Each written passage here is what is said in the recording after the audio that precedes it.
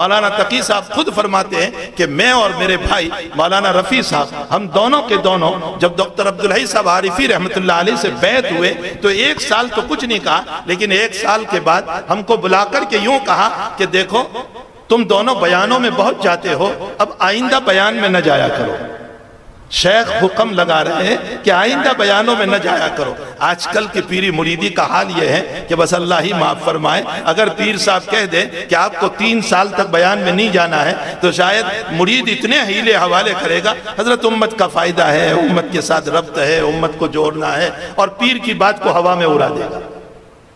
چونکہ آج کل پیری مریدی نام ہی اس کا رہ گیا ہے کہ کبھی پیر کو جنت میں اڑاؤ، کبھی خود جنت میں اڑنے لگو، بس ایک خوابوں کی دنیا رہ گئی ہے۔ اپنی اصلاح، اپنی تربیت، یہ تو کوئی چیز رہی نہیں کہ اپنے باطنی امراض کو پیش کریں ان کے سامنے تاکہ ہماری اصلاح ہو جائیں، ہماری تربیت ہو جائیں، ہم بن جائیں، اس کی تو فکر ہے نہیں، بس اپنے آپ کو کبھی تو ہے۔ حالانکہ مسائل تصوف میں ایک مسئلہ یہ لکھا ہوا ہے کہ اپنے شیخ کو اپنی عزت کمانے کا ذریعہ نہ بنائیں۔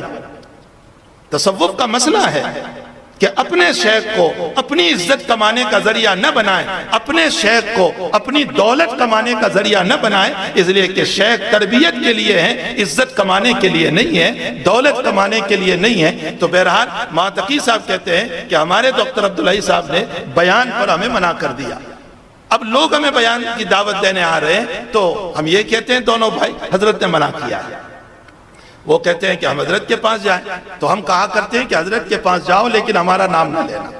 اس طرح پر 7 سال گزر گئے، ایک بیان نہیں ہونے دیا، ایک بیان نہیں۔ ایک قول کے مطابق 8 سال گزر گئے۔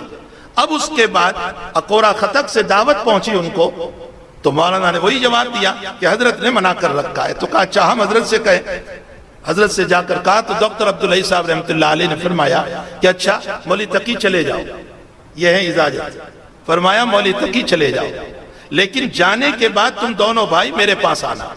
گئے، بیان کر کے واپس آ گئے، سالانہ جلسہ تھا۔ جب واپس آئے دونوں بھائی تو حضرت ڈاکٹر عبدالحی صاحب عارفی رحمت اللہ علیہ نے 70 سے زائد خطوط نکالے۔ وہ سب کے سب خطوط حضرت شیخ مولانا زکریا صاحب رحمت اللہ علیہ کے تھے، جو مدینہ شریف سے ڈاکٹر عبدالحی صاحب کو لکھے تھے، اور ہر خط میں یہ لکھا ہوا تھا کہ عزیزم تقی اور رفیع آپ سے بیعت ہوئے ہیں، آپ ان کی ایسی اصلاح فرمائیں کہ ان کو بیان کرنے نہ جانے دیں تاکہ وہ حدیث کے رجال میں بن جائیں، وہ حدیث کے آدمی بن جائیں۔ فرمایا ہر خط میں حضرت شیخ کو مدینے سے تمہاری فکر تھی کہ یہ بڑے باپ کے بیٹے ہیں، ان دونوں کو حدیث کے آدمی بناؤ۔